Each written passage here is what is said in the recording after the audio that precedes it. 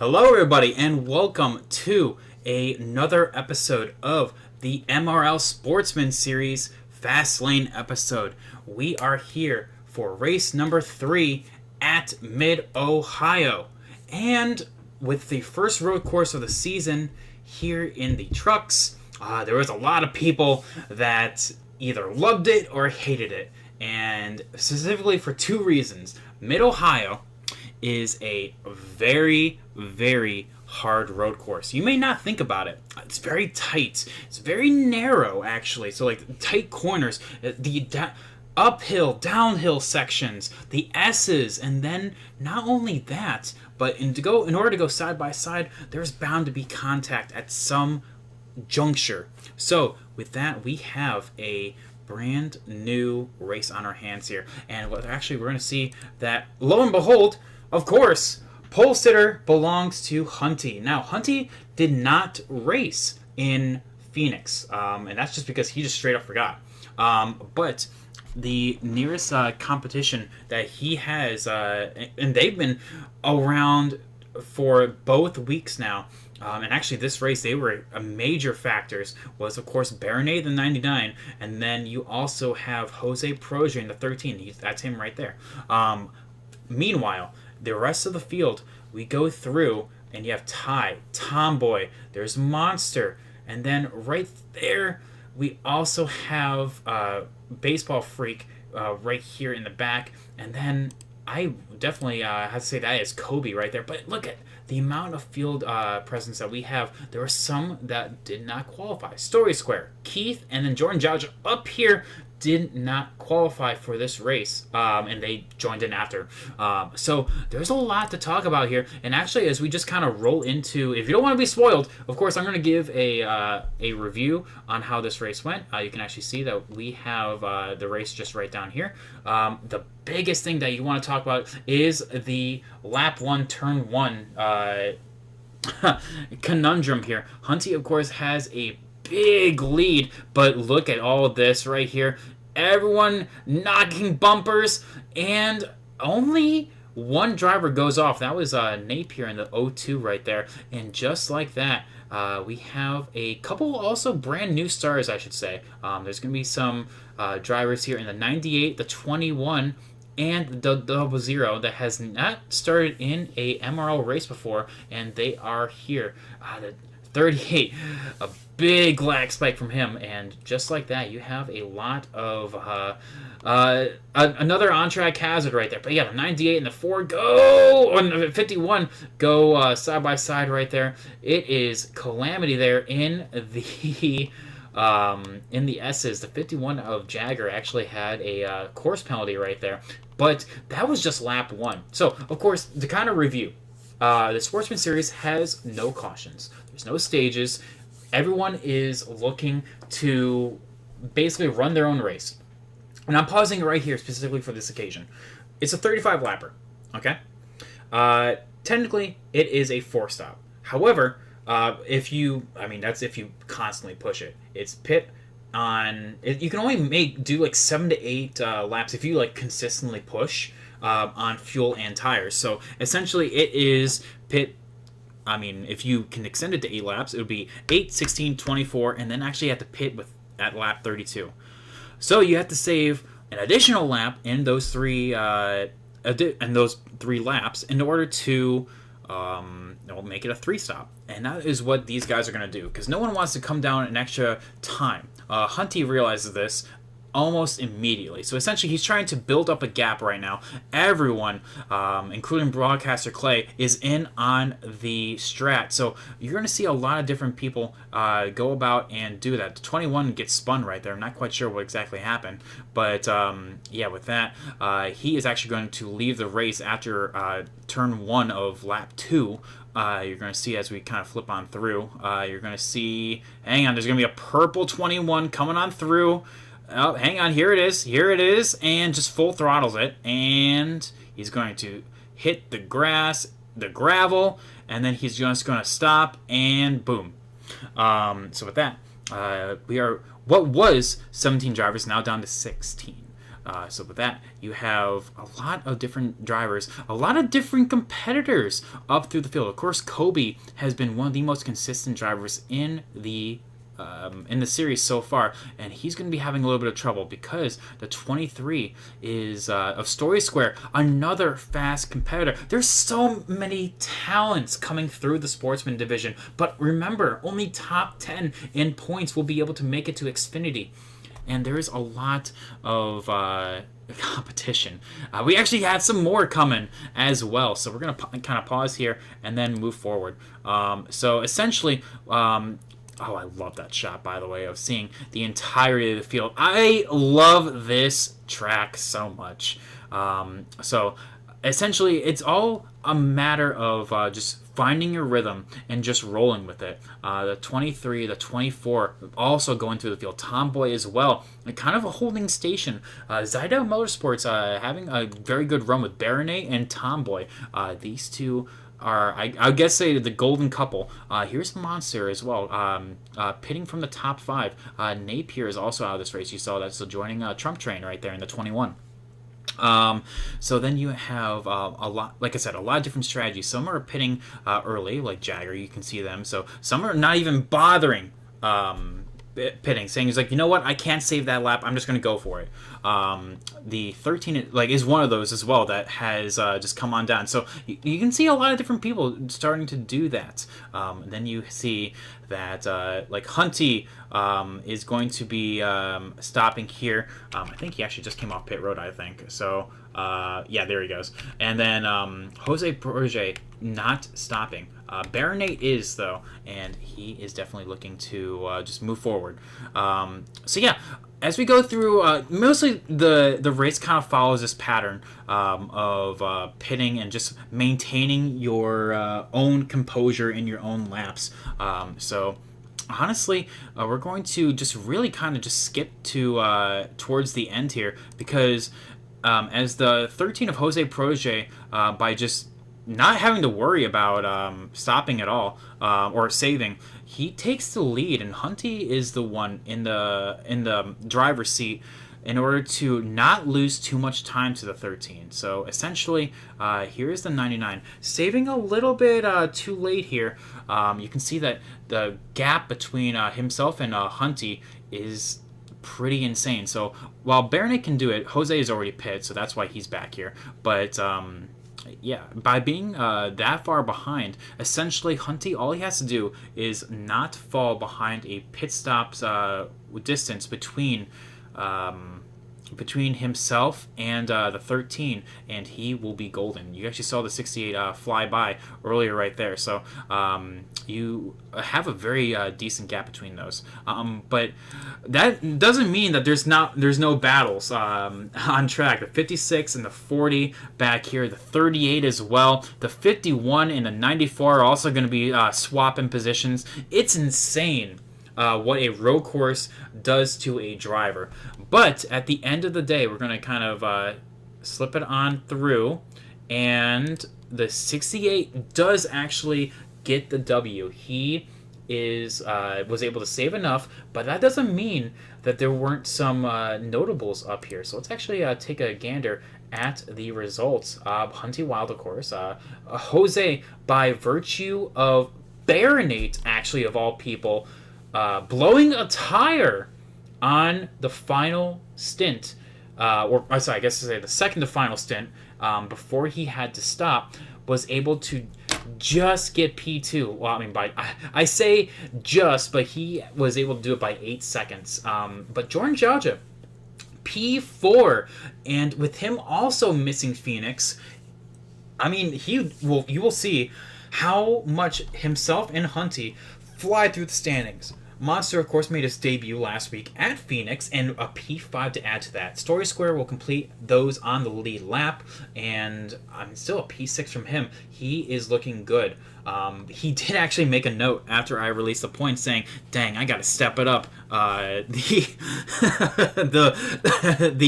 point leader is getting away. It's still anyone's season. After this race, 25% of the season is done, and 75 remain. There is still 9 races left to do. Still a lot of time for these guys to go up here. But yeah, like I said, another favorable up here was Baseball Freak. Best finish of the season so far in P7. Tomboy in P8. Tie Racing as well. Another new driver to get their best finish of the season in P9. Jagger completing the top 10. As we go through the rest of the field, Kobe, unfortunate from him. This is actually his worst finish of the season in P11. But hey, if P11 is your worst finish of the season, I say that's a pretty good season so far. The Fluff Guide as well, making his debut, finishing P12. Rambo, P13. Broadcaster Clay, P14. Keith, P15. Then you have the DNFs of NRG, Napier, and then Trump Train in P16, 17, and 18. Eerily similar to Homestead, except we have one more person here as opposed to there. So yeah, as we look to the points, like I said, Story Square made a notice that the championship leader is getting away. But look at the battle for P2. Jose, don't say that you have P2 locked up, because 9 points separates yourself from Kobe. And actually, with that, with this finish right here of P2, he was able to jump 4 positions. So Jose, by his top 10 at Talladega, you may think that's a really good finish at Talladega, the race 1 of the season. But when your rival has not left the podium, it's hard to make up points. But like I said, the season's still young. It's time to just kind of put the pedal to the metal and go. Story Square actually gains a spot on Tomboy, but Tomboy, essentially Jose gains it on him, so he essentially kind of fizzles out in P4. Still very close. It's still anyone's battle for P2 currently. So with that, we have the battle for P6 right here. 1 point separates Jagger from Keith. Keith, again, not having a very good day. Same thing with Broadcaster Clay, P14 and 15 respectfully. So both Keith and Clay did not have a good race, but Jagger with solid top 10 from him. He's also inching his way forward into locking himself into the Xfinity Series. And speaking of that line, it currently also is 1 point separating 10th from 11th right here. So Rambo and Ty, 1 point. If relegation in the Xfinity Series started now, Rambo would be in, Ty would be out by a singular point. And that is how close it can be between drivers. Now, the biggest thing that I want to talk about here is don't count out any of these guys below the cutoff. Any of these guys can still make it in. All these drivers essentially, I mean, like I said, still a ton of season left to race. Anything can happen. NASCAR Extreme was not able to make it. Same thing with Mr. Excitement. Missing one race, especially towards the end of the season, could be detrimental. So best get it out of the way now. Speaking of the big gainers, Hunty was the biggest gainer of the, well, apart from the Fluff God, but this was his first race, of those that have raced 2 or more, with 5. But another big mover was Jordan Jauja and Monster. These 3 are still looking for a top 10. I mean, we'll have to see how it's going to roll here, especially as we go to New Hampshire in this upcoming week. And as we do that, let's take a look at the stats first before we go to the team standings. The stats very, very, it shows, like I said, Baronet, again, don't worry. Well, I guess this is the qualifying portion. He has also not left the podium from that, so he is pole in P2. Will he finish, will he do P2 here in New Hampshire? We'll have to see. But Baronate's showing that he's definitely the one to not be questioned, because look at that. Third, a first, and a third. He's just missing a P2 to complete the trifecta of podiums. But yeah, currently he's the top dog in the Sportsman Series right now. But don't let that confuse you. There are some upcoming drivers, especially with Hunty with that dominating win. In fact, actually, if we look to the gap, 32 seconds. That's half the track on a road course that he won. So don't count him out yet. And speaking of don't counting those out, as we leave Mid-Ohio, Baronet still has the lead, but that's why Hunty got moved up. Jose Proje moved up over Kobe, because remember, Kobe was in here in the top 3. He unfortunately got knocked out, but as we go to New Hampshire, a very technical, very driver-centric mile. We have Tomboy in Monster Racing. Going to be the dark horses. Monster Racing, if we look to his stats, I mean, of course, his qualifying stats, definitely not to be trifled with. P2 and a P6, equaling a 4th on the average start, but he has not left the top 5 since his debut, and actually getting a podium. That was actually at Phoenix. But look at that. We have a P2 and a P5 right here in order to get that stat. So I'm saying Monster is a person to watch here.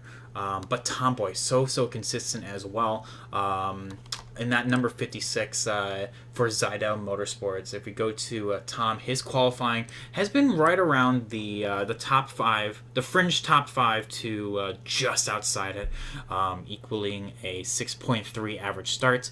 And his average finish with a 5.6. That is because a 4th, 5th, and an 8th. Mid-Ohio, his first finish has actually been 8th, but don't let that fool you. Road courses are not for everyone. It's a very niche thing for some of these drivers to be good at a road course. And as we exit the first road course, we have one more on the schedule. That's going to be Road America, but that's like race 9, I think, of the season. So it's not for a while. But yeah, these guys definitely looking to gain a lot of ground right here. So can anyone put a stop to Baronet? We'll have to see. Because right now it's an all-out move for the team standings. Mopawa actually equals the same amount that they had in Cup. I thought that was funny when I was doing that. But Purple and White, Zidell, and VPR. Basically, you have each of the top dogs put in here, at least in terms of the team standings. Hunty with Mopawa, Baronet with Zidell, and then you have Jose Proje and VPR. But don't count out the Chaos Crew. Story Square is the guy for DKK in the Sportsman Series. BSM with Jordan Jalja, he had a great run. Don't count these guys out yet. And much like if you watch the Cup Fastlane, you will see actually that Grant Racing Incorporated will actually be our 10th team. I don't know who he's going to pick up, but they will make their debut in the future. So there will actually be 10 teams competing in the Sportsman Series, and that is great competition. I love that.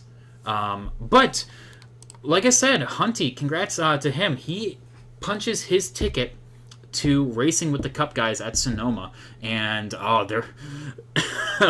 hell broke out when people found out that Hunty won at Mid-Ohio and was able to go to Sonoma. People are congratulating him already on the Sonoma win. I'm just like, whoa, hang on. It's Monday. You're already congratulating him on the win for Saturday. Let's take a chill pill here. But yeah, with that, we have the conclusion for this week's episode of Fastlane for the Sportsman side of things. Let me know. Leave a comment. Where did your favorite driver finish? Who do you think is going to win at New Hampshire? Will it be any of these guys right here? Or will it be any of the dark horses? Or do you think it's going to be none of the above? And maybe some of our 3 new drivers that will for sure be there. We have WRX Mike. We also have Terrell the Phantom and Elite Precision going to be making their debut next week at New Hampshire. Can any of those guys do it? Or will it be none of these? Or all of these? Will all of these guys get top 5 and make me look like a fool? We'll have to see. New Hampshire is going to be a fun track and definitely very driver-centric. But until then, this has been your host, Private Patton, and I will see you in the next one. Peace.